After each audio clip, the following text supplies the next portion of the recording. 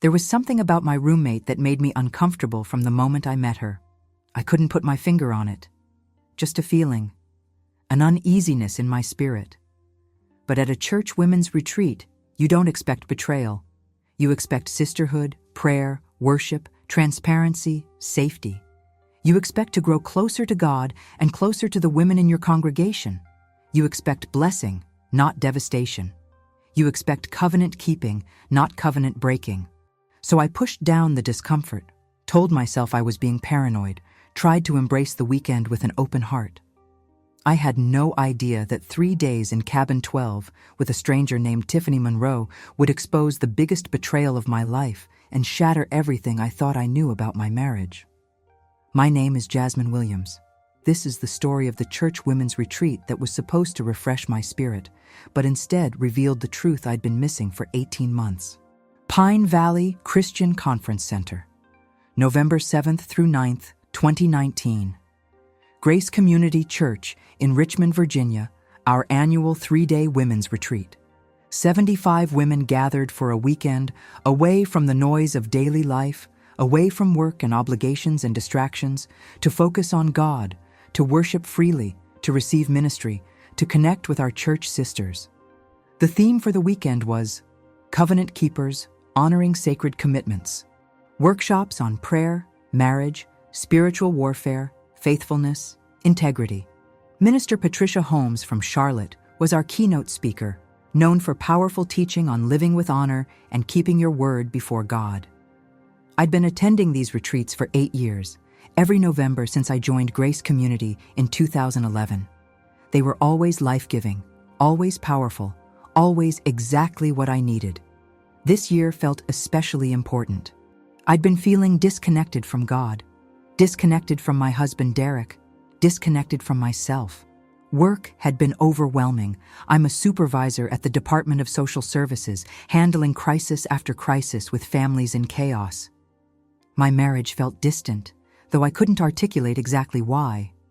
Just a heaviness, a sense that something wasn't quite right, but nothing concrete to point to. I was hoping this retreat would give me clarity, peace, fresh perspective, renewed strength. I arrived late Friday evening around 7 p.m. because of a work emergency. Emergency removal of children from an unsafe home. Paperwork that couldn't wait. Phone calls with lawyers and foster families. By the time I finished and drove the hour from Richmond to Pine Valley, I'd missed the welcome dinner and opening worship session. But I was grateful to finally be there, ready to unplug from crisis mode and plug into God mode for 3 full days. The retreat coordinator, Sister Michelle, met me at the main lodge with my room assignment and key. "Jasmine, so glad you made it safely.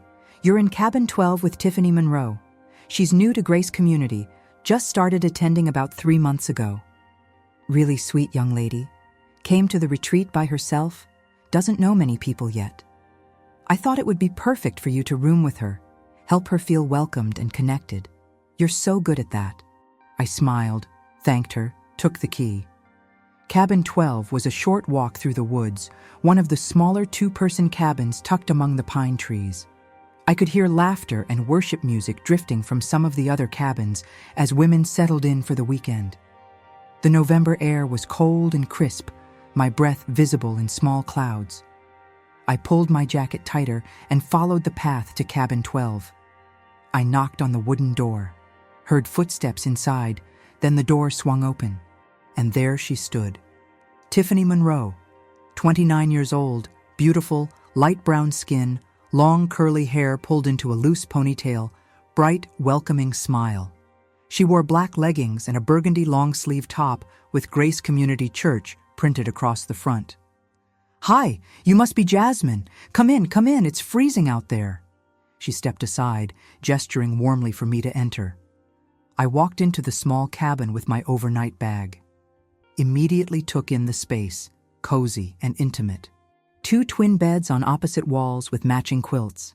Small bathroom in the middle. A sitting area near the window with 2 chairs and a small table. A space heater humming in the corner, keeping the November chill at bay. Tiffany had already claimed the bed on the left, her suitcase neatly tucked underneath, Bible and journal on the nightstand. "Sorry I'm so late," I said, setting my bag on the right bed. Work emergency. Couldn't get away until now. Oh, no worries at all, Tiffany said warmly. She had an easy manner, friendly, without being pushy. The opening session was really good, but you didn't miss anything you can't catch up on. Minister Holmes is incredible. Her teaching tonight about keeping covenant and honoring commitments was so powerful. I've heard amazing things about her, I said, starting to unpack. Looking forward to hearing her teach tomorrow. What do you do for work? Tiffany asked, sitting cross-legged on her bed facing me. Social work. Child Protective Services. Had to handle an emergency removal tonight, that's why I was late. Wow, that must be incredibly hard. Important work, though. I can't imagine dealing with that kind of intensity every day. It is intense, but it matters. What about you? I'm a dental hygienist. Just moved to Richmond about 6 months ago from North Carolina. Got a great job opportunity and decided to make the move. That's exciting. How are you liking Richmond so far? I love it. The city has such good energy. And I've been looking for a church home since I moved, visited several places. But Grace Community just felt right. Everyone's been so welcoming. This retreat is actually my first real church event outside of Sunday services. We chatted easily as I unpacked my toiletries and hung up my clothes for the weekend. Tiffany was easy to talk to, warm, seemed genuine. She asked about my time at Grace Community, how long I'd been attending, what I was involved in. I told her about serving in women's ministry, teaching occasionally, being part of the retreat planning team in previous years. Normal getting to know your roommate conversation. Everything felt fine, pleasant even. But there was something I couldn't quite name. A slight tension in the air, a hesitation in certain moments. When she smiled, it didn't quite reach her eyes. When she asked questions, they felt careful, measured. Or maybe I was imagining it. Maybe I was just tired from the long day, stressed from work, projecting my own unease onto this perfectly nice stranger who was trying to be friendly. Around 8:30 p.m., we both got ready for bed. Early start tomorrow with worship at 7 a.m. Tiffany went into the bathroom first to wash her face and change. I noticed she took her pajamas with her into the bathroom instead of changing in the room, which struck me as overly modest for two women sharing a space, but everyone has different comfort levels. When she came out wearing flannel pants and a long-sleeve thermal shirt, she immediately got into bed and pulled the covers up. I took my turn in the bathroom, washed my face, changed into my own pajamas. When I came out, Tiffany was already under the covers, scrolling on her phone. "I'm pretty tired," she said. "Think I'm going to sleep soon. Tomorrow's going to be a full day." "Yeah, me too," I agreed, climbing into my own bed. "Good night, Tiffany." "Good night, Jasmine. I'm really glad we're roommates this weekend." I smiled in the darkness. Me too. But even as I said it, that strange uneasiness was still there. Like a low hum, I couldn't quite silence. I prayed quietly before falling asleep. "Lord, thank you for bringing me here. Thank you for this weekend. Help me to receive what you have for me. Help me to be a blessing to Tiffany and to be open to what you're teaching. Amen." I drifted off to the sound of the space heater humming and the wind rustling the pine trees outside our window. Saturday morning, 7 a.m. worship session in the main lodge. I woke before the alarm, got dressed quietly while Tiffany was still sleeping, then gently woke her at 6:30. We both got ready in comfortable silence, then walked together through the cold morning to the lodge. 75 women gathered in the large room, coffee and breakfast available on tables along the side, worship teams setting up at the front. The worship was powerful. Women singing with hands raised, voices blending, presence of God thick in the room. I lost myself in worship, felt the stress of the previous weeks melting away, felt my spirit lifting. Tiffany stood near me, hands raised as well, singing along. She had a beautiful voice. At one point during a slow worship song, I glanced over and saw tears streaming down her face. She was genuinely encountering God. Whatever my strange discomfort was about, it clearly wasn't about her faith. She was sincere in her worship. After worship, we broke for breakfast. I sat with some women from my small group at Grace Community, Sister Margaret, Sister Paula, Sister Kim. Women I'd known for years, prayed with, done life with. Tiffany sat at a different table with some younger women she'd connected with the night before. I watched her interact with them, laughing, talking, fitting in easily. She seemed happy, relaxed, normal. After breakfast, first workshop session, Praying for Your Marriage, led by Minister Holmes. About 40 of the 75 women attended, the married women. I took my seat near the front, pulled out my journal, ready to receive. Tiffany walked in a few minutes later and sat several rows behind me. I was mildly surprised she was attending since she'd mentioned being single when we talked last night. But maybe she was engaged, or preparing for future marriage, or just interested in the content. I thought nothing more of it. Minister Holmes taught powerfully about spiritual warfare against marriages, about praying scripture over your spouse, about standing in the gap for your covenant relationship. Sisters, she said with intensity, the enemy is after godly marriages. He sends distractions, temptations, people who don't honor boundaries, situations designed to create distance between husband and wife. But we are covenant keepers. We fight for our marriages in prayer. We don't give up. We don't let the enemy steal what God has joined together. I took notes furiously, feeling conviction and encouragement. My marriage to Derek had felt distant lately, but I was committed to fighting for it, praying for it, believing God for restoration. After the session ended, I felt renewed hope. As we were filing out of the room, I turned to grab my water bottle from under my chair and accidentally bumped into Tiffany, who was walking past. "Oh, I'm sorry," I said, steadying her with my hand. "No problem," she said quickly. But her face had gone strangely pale. "You okay? You look like you've seen a ghost." "I'm fine. Just need some air." She moved past me quickly, almost rushing out of the room. Strange, but again, maybe she was just overwhelmed by the teaching. Spiritual warfare content can be heavy. I didn't think too much about it. Lunch was at noon. Long tables set up in the dining hall, women sitting together in groups, talking, laughing, connecting. I ended up at a table with Tiffany and several other women.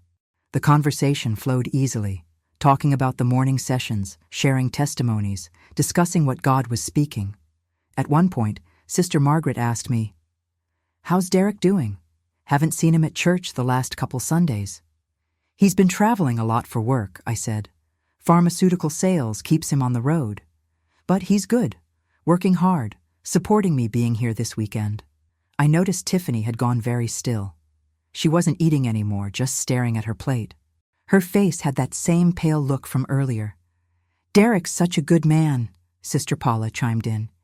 "You two have such a strong marriage, always an encouragement to the rest of us." "Thank you," I said warmly. "We've definitely had to work at it like any couple. But yes, we're blessed." Tiffany abruptly stood up. "Excuse me, I'm not feeling well. I think I need to lie down for a bit." She left the table quickly, not making eye contact with anyone. "Poor thing," Sister Margaret said. "Hope she's okay." I felt that uneasiness again, stronger this time. Something was definitely off. The way Tiffany reacted when I mentioned Derek's name, the way she'd rushed out after the marriage workshop, the way she avoided looking at me just now. Something was wrong. After lunch, there was free time until the afternoon workshop at 3 p.m. I went back to cabin 12 to rest and pray. When I walked in, Tiffany was lying on her bed facing the wall, still fully dressed. "Tiffany, you feeling okay?" I asked gently. "Just a headache," she said without turning around. "I think I'm going to skip the afternoon session and rest." "Can I get you anything? Tylenol, water?" "No, I'm fine. Just need to sleep." I grabbed my Bible and journal, decided to give her space. "Okay, I'll be at the workshop if you need anything. Text me if you start feeling worse." "Thanks," she said quietly. I left the cabin troubled. That uneasiness had shifted into something more concrete. Concern, suspicion. I didn't know of what, but my social work instincts were firing. Something was not right with Tiffany. And it seemed connected to me somehow, to my presence, to my marriage, to Derek's name. But I couldn't piece together how or why. The afternoon workshop was on spiritual warfare in the home. Powerful teaching about recognizing the enemy's tactics, standing firm in your authority as a believer, protecting your family through prayer. I tried to focus, but my mind kept drifting to Tiffany back in the cabin. Why had she reacted so strongly to Derek's name? Why did the marriage workshop upset her? Why was she avoiding me? After the workshop ended around 4:30 p.m., I walked slowly back to cabin 12, prayed the whole way. Lord, what's going on? What am I sensing? Show me truth. Protect me. Give me wisdom. When I opened the cabin door, Tiffany was sitting on her bed, Bible open in her lap, clearly having been crying. Her eyes were red and swollen. "Tiffany, what's wrong?" I asked, genuine concern in my voice. "Is there something I can pray with you about?" She looked up at me, fresh tears spilling over. "I think I need to leave the retreat. I shouldn't be here." "What? Why? What happened?" I can't be here. It's too much. I need to go home." I sat down on my bed facing her. "Talk to me. What's too much? Did something happen?"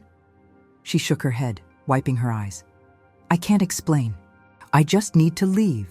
Tiffany, we're sisters in Christ. If something's bothering you, maybe I can help. Maybe we can pray through it together. That's what this weekend is about. Being vulnerable, supporting each other, letting God minister to us." She laughed bitterly. "You don't understand. You can't help me. Try me." Long pause.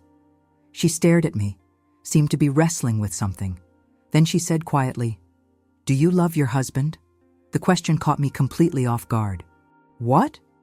"Derek. Do you love him?" Ice shot through my veins.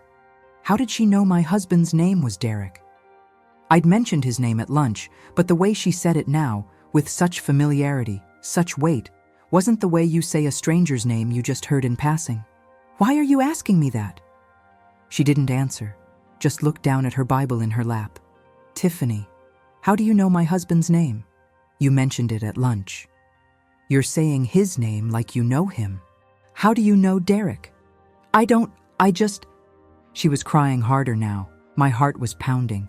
That uneasiness from the beginning, those strange reactions, the avoiding eye contact, the discomfort around marriage conversation. It was all connecting into something terrible. "Tiffany, tell me the truth. Do you know my husband?" She stood abruptly, turned away from me.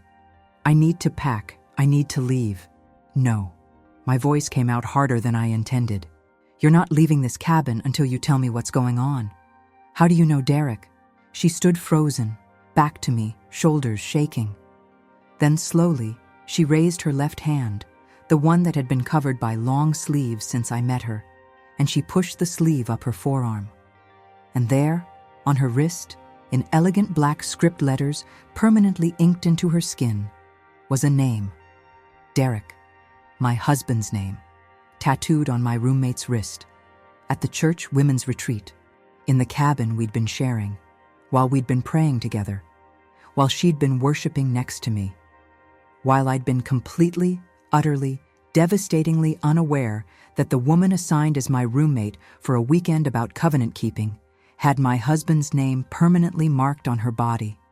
I couldn't breathe, couldn't move, just stared at that tattoo, at those letters. D-E-R-E-K, bold, permanent, claiming, on her wrist. My vision blurred, my hands started shaking. What is that?" She turned to face me, tears streaming.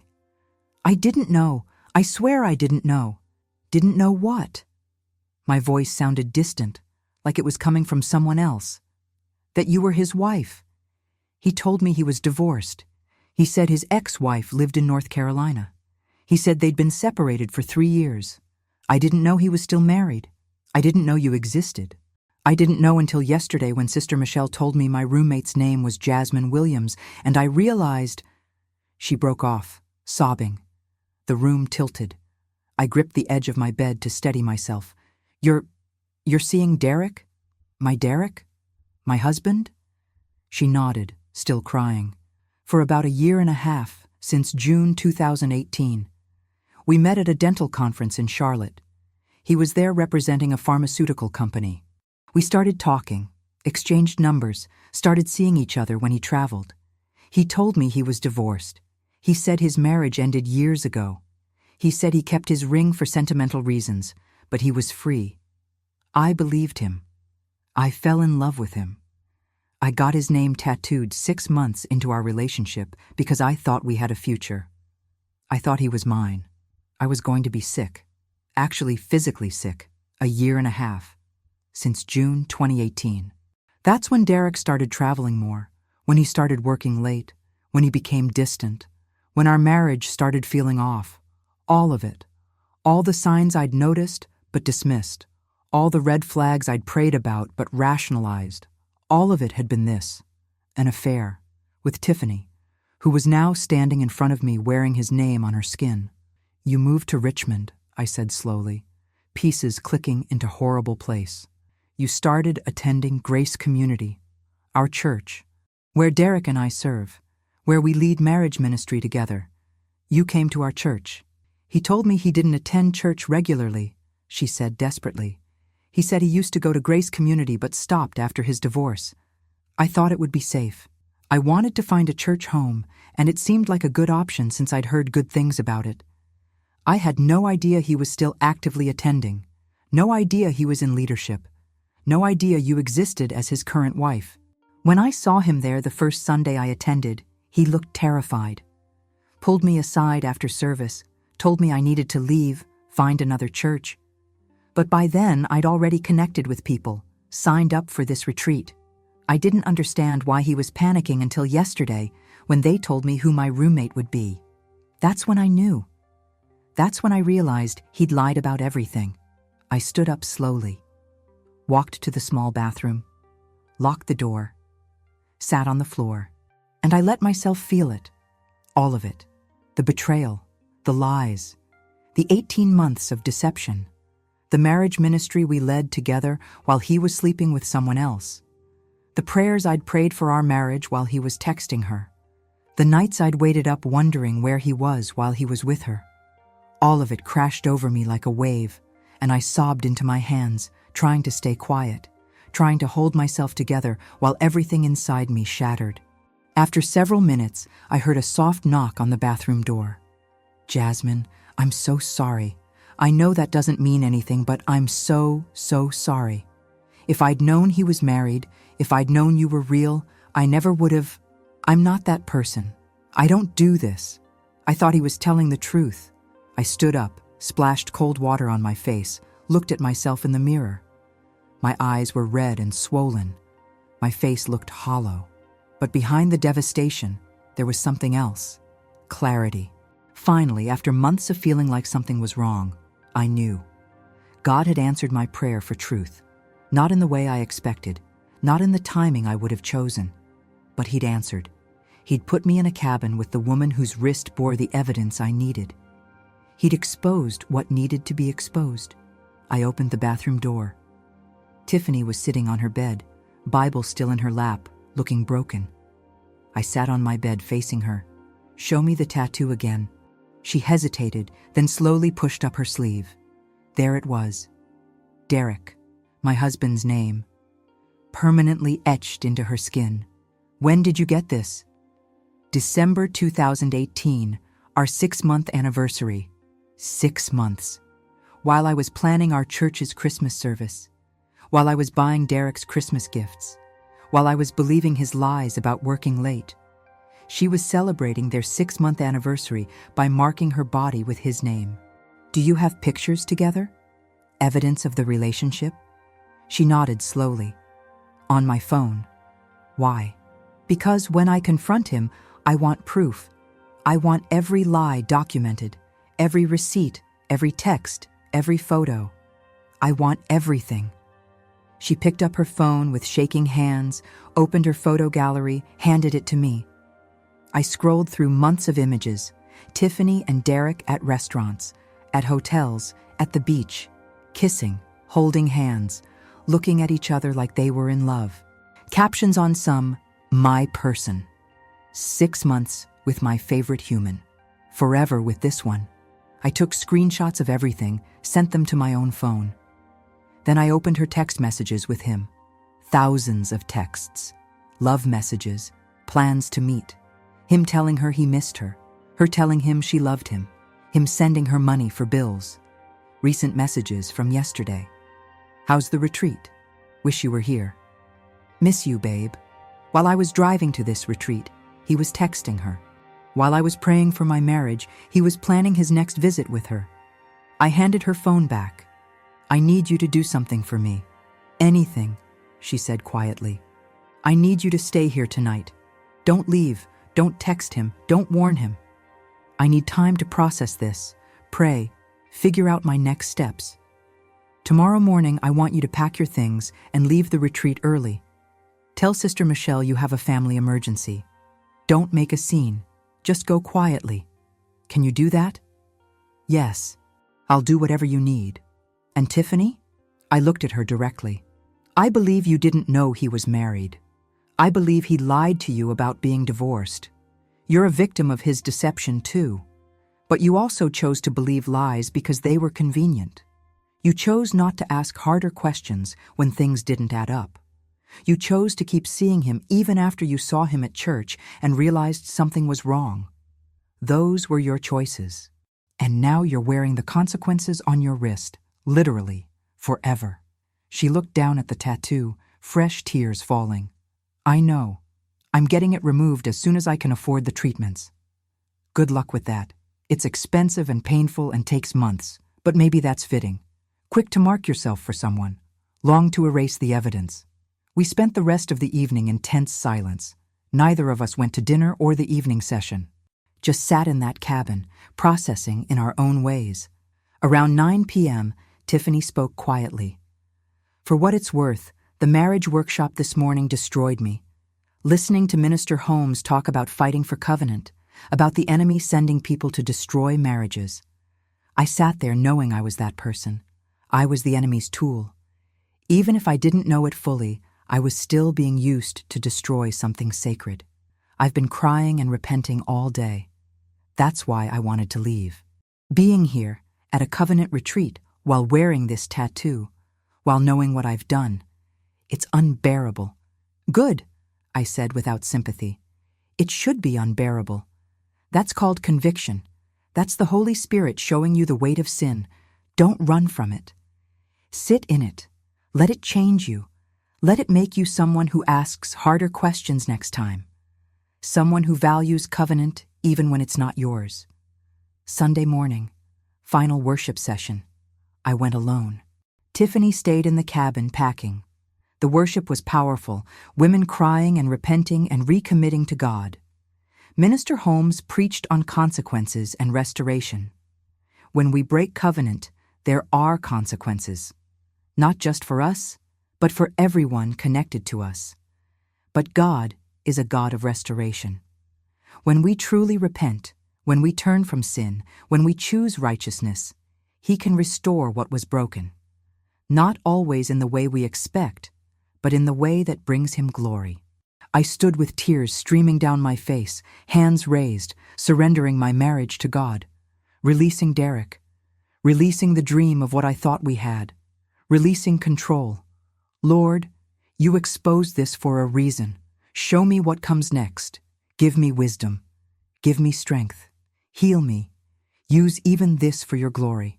After service, I said goodbye to Sister Margaret and the other women, hugged them, received their prayers, told them I'd see them at church next week. Drove home in silence, my heart heavy but strangely at peace. I knew what I had to do. Derek was home when I walked in Sunday afternoon, watching football like it was any normal weekend. "Hey, babe, how was the retreat?"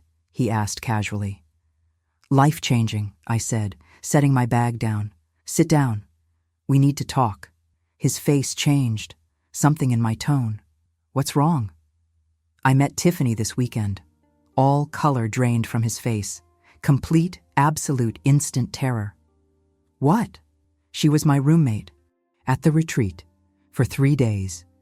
We shared cabin 12, prayed together, worshipped together, and on Saturday night, she showed me her wrist. Your name, Derek, tattooed, permanently, on her skin. She told me everything, the affair, the lies. 18 months of you telling her you were divorced, her moving to Richmond, attending our church, all of it. Derek stood up, pacing, running his hands through his hair. "Jasmine, I can explain." Don't explain. Don't lie anymore. I have screenshots, thousands of texts, photos, receipts, everything. I've been documenting your behavior for months, credit card statements, work travel that didn't match your calendar, late nights that didn't make sense. And now I have proof. Her tattoo, her testimony, everything. He broke down. Completely broke down. Admitted everything. The affair started June 2018 at a conference. He'd been unhappy, felt distant from me, met Tiffany, and felt alive again. Started seeing her when he traveled. Told her he was divorced because it was easier than the truth. When she moved to Richmond and wanted to attend Grace Community, he panicked but couldn't stop her without admitting everything. When she was assigned as my roommate at retreat, he'd been terrified all weekend waiting for it to blow up. "I want a divorce," I said calmly. "I've already contacted an attorney. You'll move out by end of the week. We'll split everything fairly. I'm staying at Grace Community. You can find another church. This marriage is over." He begged, pleaded, promised to change. I didn't budge. Some betrayals are too deep, some lies too layered, some violations of trust too complete. This was one of them. I filed for divorce Monday morning. By April 2020, 5 months later, it was final. 10 years of marriage over. Derek was removed from church leadership immediately. No more marriage ministry, no more small groups, accountability required, consequences real. Tiffany left Grace Community in Richmond entirely. Moved back to North Carolina within a month, devastated that the man she'd tattooed her wrist for had lied about everything. Last I heard, she started the removal process, but it takes multiple painful sessions and leaves scarring. Derek's name is apparently fading, but still visible. A permanent reminder of temporary choices. Derek tried to reconcile with Tiffany after our divorce, but she wanted nothing to do with him. Lost both of us within weeks. Lost his leadership. Lost everything. That was 4 years ago. I'm 41 now. Still at Grace Community. Still attending women's retreats every November. Still in my seat on Sunday mornings. Derek left. Found another church where nobody knows his story. I stayed. Kept my territory. Kept my community. Kept my faith. I'm dating someone wonderful now. A teacher named Marcus who leads with integrity and honesty. Bought my own house last year. Small, peaceful mine. I'm whole again. Different, but whole. Stronger. Wiser. Free. That retreat taught me that God's exposure is His mercy. He could have let me live in ignorance. Instead, He put the evidence in the cabin next to me, on the wrist of the woman who'd been destroying my marriage without knowing whose marriage she was destroying. Divine irony. Perfect timing. Painful grace. Tiffany thought that tattoo meant forever. Instead, it became her confession. Permanent ink of a temporary relationship. Evidence that exposed everything. Real love doesn't need to be tattooed to be real.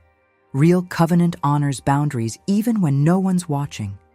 And real God orchestrates divine appointments that hurt in the moment but heal completely over time. If this resonated, subscribe for more stories of women whose faith carried them through. Like if you believe God exposes in His perfect timing. Comment, have you experienced divine exposure? How did God reveal truth to you?